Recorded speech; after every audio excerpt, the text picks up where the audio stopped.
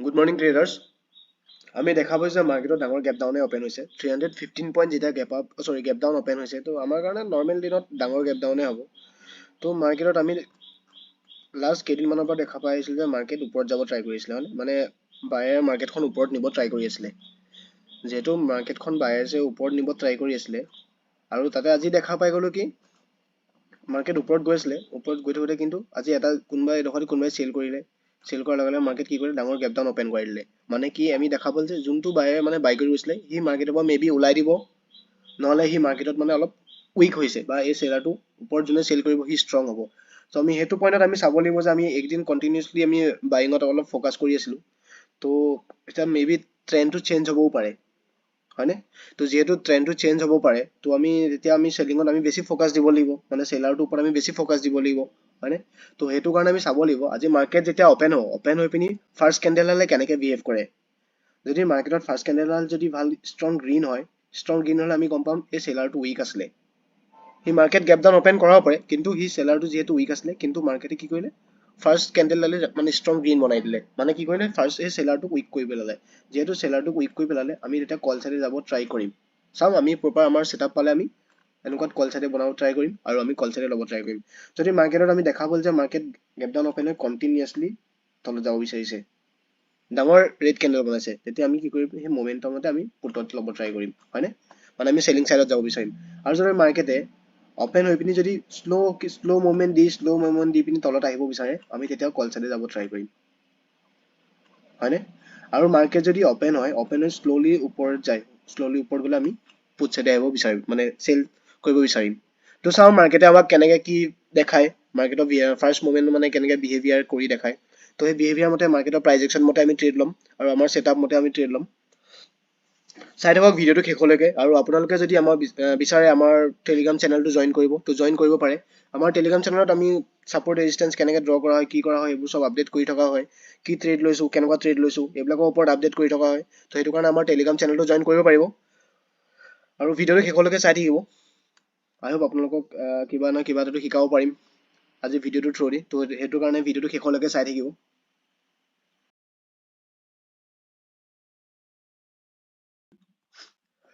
আমি ইয়াতে দেখা পাইছোঁ যে মাৰ্কেটত কি হৈছে, মাৰ্কেটত যিহেতু গেপ ডাউন অপেন হৈছিলে, গেপ ডাউন অপেন হৈ কি কৰিলে ফাৰ্ষ্ট 2-3ডাল কেণ্ডেলে মাৰ্কেটত মানে গেপটো ফিল কৰি দিলে, অলমষ্ট ফিল কৰিলে বুলি ক'ব পাৰিম। তো যিহেতু ফিল কৰিলে আৰু ইয়াতে আমি দেখা পালোঁ আমাৰ যোনটো ৰেজিষ্টেঞ্চ ব্ৰেক কৰিলে আৰু ৰেজিষ্টেঞ্চ ব্ৰেক কৰাৰ পিছতে বায়াৰ্ছে এক্টিভ হ'ব। তো বায়াৰ্ছে যিহেতু এক্টিভ হ'ব, ওপৰত যোনটো চেলাৰ আছিলে সেইটো যেতিয়া মাৰ্কেট গেপ ডাউন অপেন হৈছে, গেপ ডাউন অপেনত সি ভাল প্ৰফিটত থাকিব আৰু প্ৰফিটত থকাৰ লগে লগে মাৰ্কেটে কি কৰিলে নেক্সট মমেণ্টত মাৰ্কেটে ওপৰত ঠাইলৈ গুচি গ'ল, মানে এই চেলাৰটোৰ প্ৰফিট কম কৰি দিলে। যিহেতু মাৰ্কেটত এই চেলাৰটোৰ প্ৰফিট কম কৰি দিলে, প্ৰফিট কম কৰি দিয়াৰ লগে লগে এই চেলাৰটো মাৰ্কেটৰ পৰা ওলাই গুচি যাব। যিহেতু মাৰ্কেটৰ পৰা এই চেলাৰটো ওলাই গুচি যাব তো আমি এই চেলাৰটোক টাৰ্গেট লৈ লাভ নাই। তো চাওঁ মাৰ্কেটত এতিয়া এইটো পইণ্টত মে বি বহুত বায়াৰ্ছ এক্টিভ হ'ব পাৰে, কাৰণ মাৰ্কেটত বহুত ডাঙৰ ডাঙৰ গ্ৰীণ কেণ্ডেল বনাইছে। তো মাৰ্কেটত এটা ফল আহিব লাগে, তো সেই ফলটো আমি কেপচাৰ কৰিব ট্ৰাই কৰিম। তো চাওঁ আমি মাৰ্কেটত কেনেকৈ কি পজিশ্যন বনাওঁ।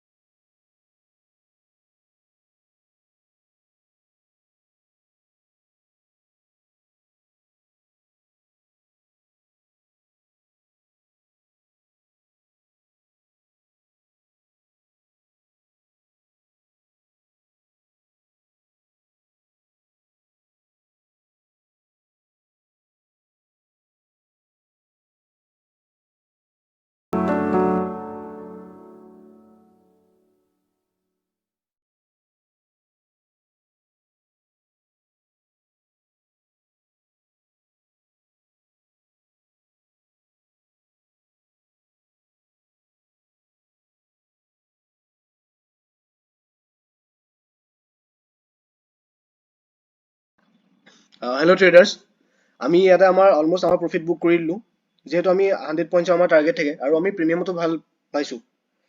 তো প্ৰিমিয়ামতো যদি আমি ভাল পইণ্ট কেপচাৰ কৰিছোঁ, তো সেইটো কাৰণে আমি আমাৰ টাৰ্গেট বুক কৰিলোঁ। অলমষ্ট আমি এই কেণ্ডেলডাল যেতিয়া আহি আছিলে, তলত আহি আছিলে, আমি ইমানটোমান পইণ্টত আমি আমাৰ প্ৰফিট বুক কৰিছোঁ।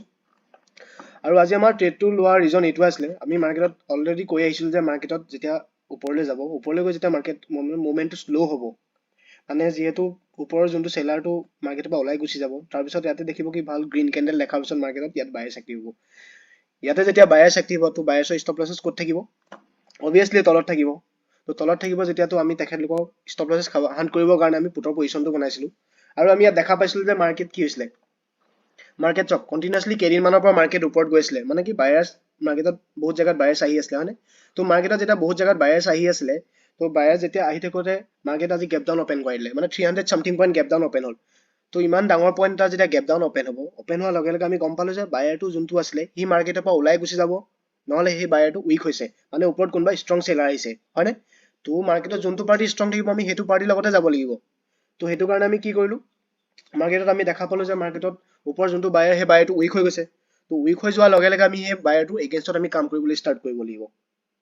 বায়াৰটো এগেইনষ্টত যেতিয়া কাম কৰিবলৈ আমি ষ্টাৰ্ট কৰিম, আমি কি কৰিলোঁ, আমি পুট চাইডে পজিশ্যন বনালোঁ, মানে চেলাৰটোৰ ফালে আমি পজিশ্যন বনালোঁ। যিহেতু আমি চেলাৰটোৰ ফালে পজিশ্যন বনালোঁ, আমি ইয়াত চাওক মাৰ্কেটত গেপ ডাউন অপেন হৈ কণ্টিনিউৱাছলি ওপৰত যাব বিচাৰে, মানে ষ্ট্ৰং গ্ৰীণ কেণ্ডেল বনাইছে, ষ্টিল আমি পুটত ট্ৰেড লৈছোঁ। কিয় ট্ৰেড লৈছোঁ? আমি দেখা পালোঁ যে ওপৰত যোনে চেল কৰিছিলে, এই গ্ৰীণ কেণ্ডেলডাল দেখি এই চেলাৰটো মাৰ্কেটৰ পৰা ওলাই গুচি যাব, হয়নে? তো মাৰ্কেটৰ পৰা যেতিয়া এই চেলাৰটো ওলাই গুচি যাব, ওলাই গুচি যোৱাৰ লগে লগে মাৰ্কেটত কোন থাকিব? অবভিয়াছলি এই গ্ৰীণ কেণ্ডেল দেখি পিনি যোনটো পাৰ্টি আহিব, বায়াৰ্ছে আহিব, সেইটোৱে থাকিব মাৰ্কেটত, কাৰণ ওপৰৰ চেলাৰটো ওলাই গুচি যোৱাৰ পিছত মাৰ্কেটত আৰু এই বায়াৰটোৱে থাকিব, হয়নে নহয়? তো সেই বায়াৰটো এছ এল ক'ত থাকিব? তলত থাকিব। তো যিহেতু এই বায়াৰটো এছ এল তলত থাকিব, তো আমি পুটৰ পজিশ্যনটো বনাইছিলোঁ, আৰু পুটৰ পজিশ্যনটো আমি অলমষ্ট 130 140 পইণ্টৰ আছপাছ আমি কেপচাৰ কৰিছোঁ, আৰু প্ৰিমিয়ামতো আমি ভাল মুভ কেপচাৰ কৰিছোঁ। আৰু আই হোপ আপোনালোকে ট্ৰেডটো বুজি পাইছে যে আমি পুটৰ ট্ৰেডটো কিয় ল'লোঁ।